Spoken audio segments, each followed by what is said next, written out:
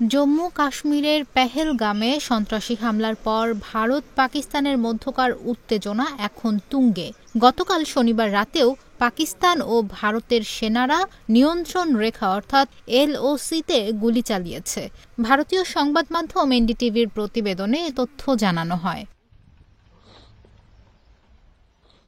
এক বিবৃতিতে ভারতের সেনাবাহিনীর পক্ষ থেকে বলা হয়, শনিবার রাতে পাকিস্তান সেনাবাহিনীর তুথমারি গালি এবং রামপুর সেক্টরের বিপরীতে অবস্থিত এলাকায় বিনা উস্কানিতে গুলিবর্ষণ শুরু করে। আমাদের সেনারাও উপযুক্ত ছোট অস্ত্র দিয়ে কার্যকরভাবে জবাব দিয়েছে।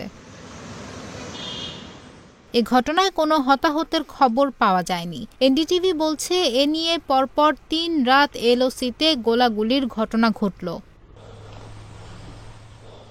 গত ২২ এপ্রিল বিকেলে ভারত নিয়ন্ত্রিত কাশ্মীরের পেহেলগামের বৈশরণ উপত্যকায় পর্যটকদের ওপর সন্ত্রাসী হামলায় নিহত হন ২৬ জন। হামলার জন্য পাকিস্তানকে দোষারোপ করেছে ভারত।